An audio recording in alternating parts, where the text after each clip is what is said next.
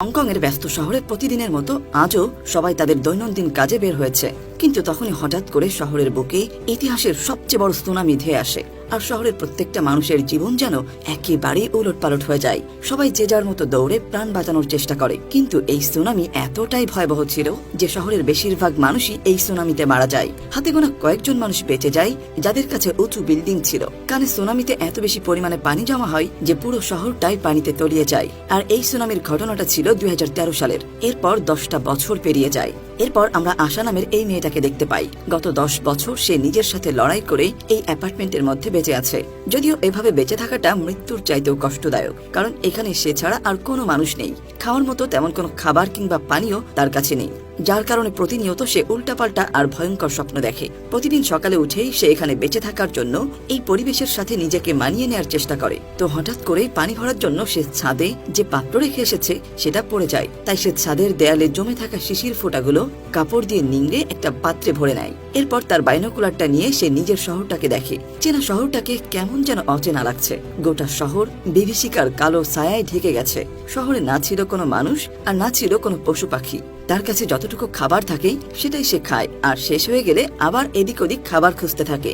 বহু বছর দু চোখে কোনো মানুষ দেখেনি সে।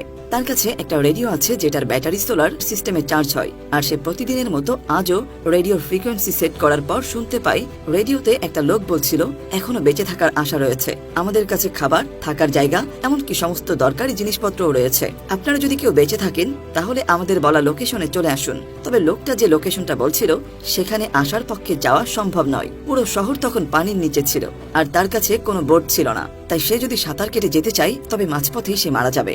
তখনই দূরে কিছু একটা আওয়াজ শুনে দূরবীন দিয়ে সে দেখতে পায় দূরের একটা অ্যাপার্টমেন্টেও তার মতো কিছু লোক বেঁচে আছে, যারা কিনা খাবারের খোঁজ করছে। কিন্তু সে তাদের কোনো প্রকার হেল্প করতে পারবে না, কারণ তার তো নিজের কাছে খাবার নেই। তাই সে চুপচাপ বসে থাকে আর মাঝে মাঝে দূরবীনটা নিয়ে ধ্বংস হওয়া শহরটাকে দেখে। আর এভাবেই নিঃসঙ্গ একাকী কাটছিল তার জীবন। একদিন আশা দেখতে পায় পানিতে একটা বক্স ভেসে আসছে। সে ভাবে হয়তো এতে কোনো সাহায্য থাকতে পারে, তাই সে বক্সটা নেওয়ার জন্য বিল্ডিং এর নিচে নামে। সে উপরের তলায় থাকতো, যার কারণে এখনো সেখানে পানি পৌঁছায়নি। সে নিজের হাতে বানানো সিপের মতো একটা যন্ত্র দিয়ে বক্সটাকে তার দিকে টেনে নিয়ে আসে। তারপর বক্সটা খুলে সে দেখতে পায় সেখানে একটা মদের বোতল ছাড়া আর কিছুই নেই। এটা দেখে সে খুবই হতাশ হয়ে যায়। আসলে সে ভাবছিল এই বক্সে হয়তো কোনো খাওয়ার জিনিস থাকবে, কিন্তু কি আর করার, এই দুর্যোগে ফ্রিতে যা পাওয়া যায় সেটাই অনেক। এরপর আশা যখন উপরে উঠছিল ঠিক তখনই একটা রুমের দিকে তাকিয়ে তার কিছু একটা মনে পড়ে। হয়তো এই রুমটার সাথে তার কোনো স্মৃতি জড়িয়ে রয়েছে। উপরে ওঠার পর আমরা তার রুমটাকে দেখতে পাই। রুমে থাকা সমস্ত জিনিসপত্র অগোছালো আর নোংরা হয়ে পড়ে আছে, যেন বহু বছর এখানে কোনো মানুষের ছোঁয়া পড়েনি।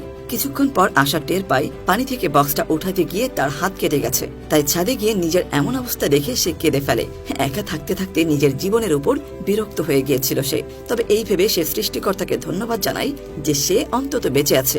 এরকম ভাবে তার দিন কাটতে থাকে। সে সকালে উঠে পানি তোলে আর সারাদিন অপেক্ষা করে পানিতে কিছু একটা ভেসে আসবে, আর সেটা দিয়ে সে নিজের প্রয়োজন মিটাবে। তবে সব দিন তার একরকম যায় না। এমন দিনও গেছে যখন তাকে খালি পেটেই ঘুমাতে হয়েছে।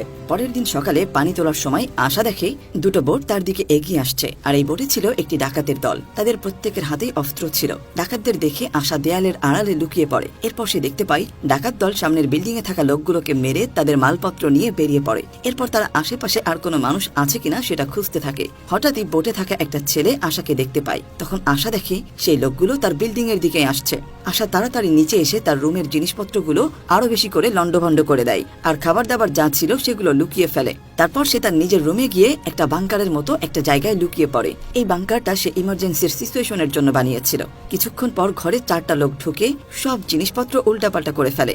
আশা সেই বাংকারে গুটিসুটি মেরে বসেছিল আর মনে মনে বলছিল এই যাত্রায় ডাকাতগুলো যেন তাকে খুঁজে না পায়। এরপর ওই গ্রুপের মধ্যে থাকা 15 বছরের একটা ছেলেকে দেখে আশার নিজের বোনের কথা মনে পড়ে যায় যে এই সুনামিতে মারা গিয়েছিল। এদিকে ঘরের মধ্যে কাউকে না দেখে ডাকাত দলের লোকেরা সেই ছোট ছেলেটাকে বকাবকি করা শুরু করে, কারণ সবাই এই ছেলেটার কথা শুনে এখানে এসেছিল। তারা বলে শুধু শুধু তোমার জন্য আমাদের টাইম নষ্ট হলো, আর 5 বছর ধরে তো এখানে কেউ থাকেই না।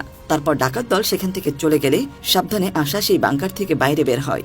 তবে আশা অনেক ভয় পাচ্ছিল, কারণ ডাকাত দল যদি আবারও তার রুমে লুটপাট চালাতে ফিরে আসে। তাই সে দরকারি জিনিসপত্রগুলো লুকিয়ে রাখে আর আগের থেকে অনেকটা সাবধানে থাকতে শুরু করে। প্রতি রাতের মতো আজও সে পুরনো দিনগুলোর স্বপ্ন দেখে, যখন সে তার পুরো পরিবারকে হারিয়ে ফেলেছিল, আর এসব দেখেই তার ঘুম ভাঙে। প্রতিদিনের মতো আজও সে দূরবীন নিয়ে দেখছিল কোনো কিছু পাওয়া যায় কিনা। তার ভাগ্য ভালো ছিল, কারণ সে দেখতে পায় আজকেও একটা বক্স ভেসে তার বাসার দিকে আসছে। আর বক্সটা খুলতেই তার ভিতরে সে একটা মধুভর্তি কৌটা পায় আর টেস্ট করে দেখে সেটা পুরোটা ফ্রেশ রয়েছে। এছাড়াও সেখানে আরো কিছু আধা পচা ফল রাখা ছিল, আর এইগুলোই এখন তাকে খেতে হবে, কারণ এই দুঃসময়ে খাবার দাবারের গুরুত্ব অনেক বেশি। সেদিন হঠাৎ সে দেখতে পায় একটা বাক্সের উপর ভেসে ভেসে একটা মেয়ে তার অ্যাপার্টমেন্টের দিকে আসছে। আশা ভাবে এটা হয়তো একটা মৃত লাশ, তাই সে ওদিকে তেমন একটা গুরুত্ব না দিয়ে নিজের কাজে ব্যস্ত হয়ে পড়ে। কিন্তু রাত্রে দেখে সেই মেয়েটাই তার ঘরে ঢুকেছে, অর্থাৎ মেয়েটা বেঁচে ছিল। আশা মেয়েটার কাছে গেলে মেয়েটা দৌড়ে অন্য একটা ঘরে চলে যায়। জিনিসপত্র সব এদিক ওদিক করে দিয়ে শুধুমাত্র খাবারের জিনিসগুলো সে নিজের কাছে রাখে। ছোট্ট মেয়েটার এই কাণ্ড দেখে আশা একটু হেসে ফেলে। সে ভাবে হয়তো এই বাচ্চাটাই তার জীবন বদলে দেবে, নয়তো কোনো সমস্যা সৃষ্টি করবে। পরের দিন বাচ্চা মেয়েটার হাতে সে একটা খাম দেখতে পায়, যার মধ্যে আশা ও তার বোনের ছবি ছিল। আশা এটা দেখতে পেয়ে তাড়াতাড়ি ছবিগুলো তার হাত থেকে নিয়ে লুকিয়ে ফেলে। তখন তার চোখ দিয়ে পানি গড়িয়ে পড়তে থাকে। হয়তো আশা এই ছবিগুলো দেখতে চায় না, বা ছবিটার সাথে তার কোনো অতীত জড়িয়ে রয়েছে। আশা তাদের দুজনের জন্য নুডলস বানিয়ে ছাদে বসে খেতে শুরু করে। সে বাচ্চাটার নুডলস খাওয়া আর দুষ্টু মিষ্টি বদমাইশি দেখে হেসে ফেলে। সাথে সাথে তার মনে একটু শান্তিও আসে। গত 5 বছরে কারো সাথে কথা বলা তো দূরের কথা, সে তার আশেপাশে কোনো মানুষকেই পায়নি। আজ অন্তত কেউ একজন তো তার সাথে আছে, যার সাথে কথা বলে সময় কেটে যাবে। এরপর আশা তার পুরনো দিনের কথা ভাবতে থাকে, যখন তার জীবন আর এই শহরটা একদম স্বাভাবিক ছিল। আশা তার বন্ধুদের সাথে অনেক মজা করত, কত জায়গায় ঘুরতে যেত, কত কত রঙিন স্বপ্ন ছিল তার জীবনে। কিন্তু এখনকার চিত্র পুরোটাই উল্টো। সে বারে বারে অতীতের পাতা উল্টে এই সুন্দর স্মৃতিগুলোকে এখনো মনে করে, কারণ এই স্মৃতিগুলোই এখন তার বেঁচে থাকার একমাত্র সম্বল। সময়ের সাথে দেখা যায় আশার সাথে সেই বাচ্চা মেয়েটার একটু একটু করে ভাব জমে ওঠে। আশা গল্প করে জানতে পারে মেয়েটার নাম হেই। হেই তার নিজের সম্পর্কে বলতে শুরু করে। তার পরিবার আসলে সুনামিতে মারা যায়নি। একদিন কিছু লোক তাদের বাড়িতে এসে তার পরিবারের সবাইকে মেরে ফেলে, আর এর কারণ হলো হেইয়ের পরিবার ছিল তাদের থেকে আলাদা ধর্মের। আর হেইয়ের পরিবারকে বলে এই সুনামি তোমাদের কারণে হয়েছে, তাই তোমাদের বেঁচে থাকার কোনো অধিকার নেই। আর এইসব কিছু দেখে হেইয়ের মা তাকে বক্সের উপরে করে সেখান থেকে দূরে পাঠিয়ে দেয়, এবং ভাসতে ভাসতে সে এখানে এসে পৌঁছায়। এমন কথা শুনে আশার মনটা অনেক খারাপ হয়ে যায়। তাই সে হেইকে ভরসা দেয় যে তাড়াতাড়ি আমরা একটা বোট বানাবো আর এখান থেকে অনেক দূরে চলে যাব। পরের দিন আমরা দুজনকে ছাদে দেখতে পাই। হঠাৎ করে হেই ছাদের গেটটাকে লক করে দেয়, যা কিনা আশা টেপ লাগিয়ে ম্যানেজ করত। আর এটা দেখে আশা ভীষণ রেগে যায়, কারণ সে ভেবেছিল হয়তো সে আর গেটটা খুলতে পারবে না, আর তারাও খেতে না পেয়ে এখানেই হয়তো মারা যাবে। কিন্তু আশাকে অবাক করে দিয়ে হেই একটা পিনের সাহায্যে দরজার লকটা খুলে দেয়। ছোট্ট মেয়েটার এই দুষ্টুমি সাথে তার ট্যালেন্ট দেখে আশা অবাক হয়ে যায়। আশা তাকে বোঝায় এখানের কোনো জিনিস না বলে ধরবে না এবং কোনো আওয়াজও করবে না, কারণ বাইরে এমন কিছু মানুষ ঘুরছে যারা আমাদের দেখতে পেলেই মেরে ফেলবে। নিচে এলে আশা কিছু আওয়াজ শুনতে পায়, আর তার দূরবীনটা দিয়ে দেখে সেই লোকগুলো লুটপাট চালাতে বোটে করে এদিকে আসছে। এটা দেখে সে তাড়াতাড়ি হেইকে লুকাতে বলে, কিন্তু লোকগুলো এদিকে না এসে সেখান থেকে আবার চলে যায়। গোসল করার সময় হেই আশাকে জিজ্ঞেস করে তারা যদি আবারও আসে তখন কি করবে। আশা তখন হেইকে সেই বাংকারের কথা জানায়। সেই রাতেই আশা লক্ষ্য করে তার গলার নেকলেসটা নেই, যেটা সে হেইকে দেখতে দিয়েছিল। আশা সেটা চাইতে গেলে হেই রাগ করে সবকিছু নিয়ে অন্য ঘরে চলে যায়। এখানে আমরা জানতে পারি আশার কাছে নেকলেসটা অনেক বেশি ইম্পর্ট্যান্ট, কারণ সেটা ছিল তার ছোট বোনের, যেটা সে লাস্ট 5 বছর ধরে নিজের কাছে রেখেছে। পরের দিন যখন সে ছাদে পানি নিতে যায় তখন সে দেখে সমস্ত পানি শেষ হয়ে গেছে। এটা দেখে সে অবাক হয়ে যায়, আর নিচে এসে দেখতে পায় খাবার জল দিয়েই হেই জামা কাপড় ধুচ্ছে। এটা দেখে আশা ভীষণ রেগে যায়, কিন্তু তখনই তার অতীতের কিছু ঘটনা মনে পড়ে। সে তার ছোট বোনকে দেখে, যে মূলত তার সৎ বোন ছিল, কিন্তু বাড়ির সবাই তার বোনকেই বেশি ভালোবাসতো। আর এই ব্যাপারটাই আশা খুবই কষ্ট পেত। আস্তে আস্তে বাড়ির সকলে আশার সাথে কথা বলা বন্ধ করে দেয়, আর এসব নানা কিছু ভাবতে ভাবতে আশা অজ্ঞান হয়ে যায়। এরপর যখন তার জ্ঞান ফিরে আসে তখন সে দেখে হেই তার জ্ঞান ফিরিয়েছে।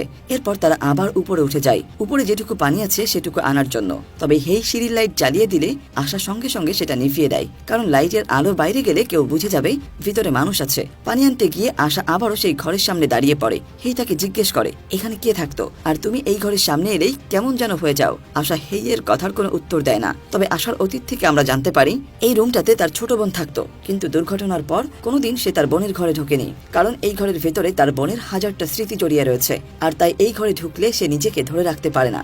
এরপর দেখা যায় হেই রেডিওতে খবর শুনছে, আর আজও সেই লোকটা বিপদে পড়া মানুষদেরকে তাদের আশ্রয় কেন্দ্রে যাবার জন্য বলছে।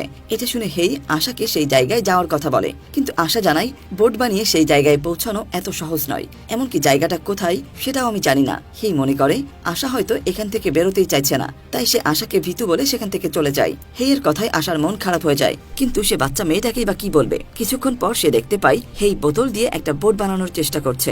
আশা তাকে বোঝায় এই জিনিসটা দেখতে যতটা সহজ, বাস্তবে ততটাই মুশকিল। আমরা এই বোটের সাহায্যে বাইরে বেরোতে পারবো না, কারণ জলে হাঙর ঘোরাঘুরি করছে, তারা অনেকদিন ক্ষুধার্ত, তাছাড়া আবহাওয়াও খুব খারাপ। আর যদি মাঝপথে ডাকাত দলের লোকেরা আমাদেরকে দেখতে পায় তাহলে তারা আমাদের দুজনকেই মেরে ফেলবে।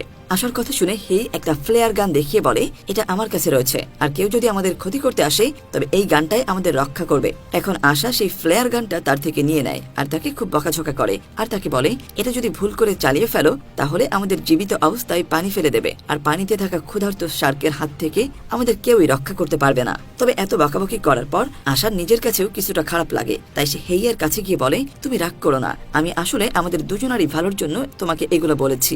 গল্প আবারও অতীতে চলে যায়। দেখা যায় আশার পরিবারের কেউই তার সাথে তেমন একটা কথা বলে না, আর তাই আশা তার বন্ধুদের সাথে থাকার জন্য বাড়ি থেকে চলে যাচ্ছিল, কারণ তার এই বাড়িতে থাকতে মোটেও ভালো লাগে না। এ সময় তার ছোট বোন তাকে আটকাতে চায়, কিন্তু আশা কোনো কথাই কানে তোলে না। কিন্তু এখন সে যখন একা থাকে তখন বুঝতে পারে একসাথে নিজের পরিবারের সাথে থাকার গুরুত্বটা কতখানি। গল্প আবারও বর্তমানে ফিরে আসে। তখন আমরা দেখি প্রায় 1 মাস পর আজ বৃষ্টি হয়েছে, তাই আশা সব পাত্রে পানি ভরে রাখে। এরপর সেই পানি পরিষ্কার করে খাবার উপযোগী বানিয়ে একটা পাত্রে ঢালে, আর এই কাজে হেই তাকে সাহায্য করছিল। আজকের বৃষ্টিটাকে উপভোগ করার জন্য আশা দুপুরে নুডলস রান্না করে, আর আজকে তারা দুজনেই ভীষণ খুশি। কিছুদিন পর দেখা যায় আশা একটা বোট বানানো শুরু করেছে, কিন্তু এই ব্যাপারে সে হেইকে কিছুই বলতে চায় না, কারণ সে হেইকে একটা সারপ্রাইজ দিতে চাচ্ছিল। আর হেই এখানে আসার আগে সে কখনো ভাবতেই পারেনি যে এখান থেকে সে হয়তো কখনো বের হতে পারবে। আর এই সব কিছু সে শুধুমাত্র হেইয়ের জন্য করছিল, যাতে তারা দুইজন দূরে কোথাও গিয়ে একটা পরিবারের মতো থাকতে পারে। কিছু সময় পর দেখা যায় বোটটা তৈরি হয়ে গেছে, আর এটা দেখে হেই তো ভীষণ খুশি।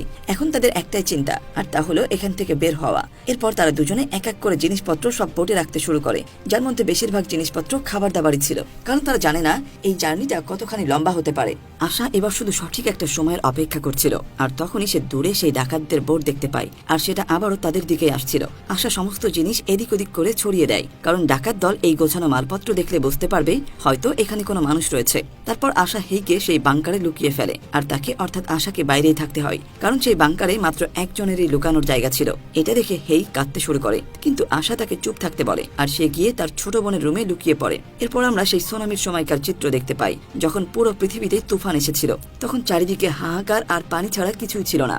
ব্যস্ত শহরের মানুষগুলো নিজেদের জীবন বাঁচাতে পাগলের মতো এদিক ওদিক ছোটাছুটি করছিল। ঠিক সেই ভয়ঙ্কর সময়টাতে আশা তার বোন একসাথেই ছিল, কিন্তু শেষমেশ সে নিজেকে বাঁচাতে পারলেও তার বোনকে বাঁচাতে পারেনি। এই একটা জিনিসের অনুশোচনা তার মধ্যে আজও রয়েছে, তাই এইবার সে এই রকম ভুল আর করতে চায় না। হেই যেন তার হারিয়ে যাওয়া সেই আদরের ছোট বোন, যতই কষ্ট হোক না কেন সে হেইয়ের কোনো ক্ষতি হতে দিবে না। এরপর সেই ডাকাত দল তাদের ঘরে ঢুকে পড়ে আর সমস্ত জিনিসপত্র ভাঙচুর করতে শুরু করে। আর তখন সেখানে রাখা বোটটা দেখে তারা নিশ্চিতভাবে বুঝে গেছিল যে এই বাড়িতে কেউ থাকে। তখন সেই লোকগুলো পাগলের মতো এদিক ওদিক খুঁজতে শুরু করে, আর আশা যেখানে লুকিয়েছিল সেখানটায় চলে আসে, কিন্তু তাকে খুঁজে পায় না। আর এই ভয়াবহ তাণ্ডব দেখে হেই ভয়ে চেঁচিয়ে ওঠে, যার কারণে সেই লোকগুলো তাকে খুঁজে পেয়ে যায়। হেইয়ের এই অবস্থা দেখে বাধ্য হয়ে আশাকেও এখন বের হতে হয়, তবে এখন আর সে হার মানবে না, আর তার কাছে এটাই লাস্ট চান্স নিজেকে এবং হেইকে বাঁচানোর জন্য। তখনই পাশে পড়ে থাকা ফ্লেয়ার গানটা নিয়ে আশা ডাকাতদের মধ্যে একজনের মুখে মেরে দেয়, ফলে সেই লোকটা ঘটনাস্থলেই মারা যায়। এরপর একইভাবে আরেকজন লোকের বুকে ছুরি বসিয়ে দেয়, ফলে সেও সাথে সাথে পটল তোলে।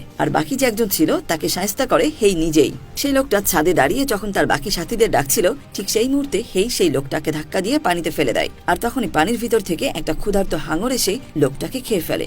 এইভাবে সব ডাকাতদের তারা শেষ করে দেয়, আর ডাকাতদের ফেলে রাখা বোটটা নিয়ে তারা বেরিয়ে পড়ে। এরপর রেডিও অন করলে তারা শুনতে পায় রেডিওতে সেই জায়গার কথা এখনো বলছে যেখানে থাকা এবং খাওয়ার ব্যবস্থা রয়েছে। আপাতত রেডিওতে বলা সেই ঠিকানার দিকে তারা পাড়ি দিয়ে যেতে থাকে, আর সামনের সীমাহীন জলপথের বুক চিরে এগোতে থাকে তাদের বোট, যেন বহু যুগ পরে খাঁচাবন্দি পাখি দুটো মুক্ত আকাশের দেখা পেল।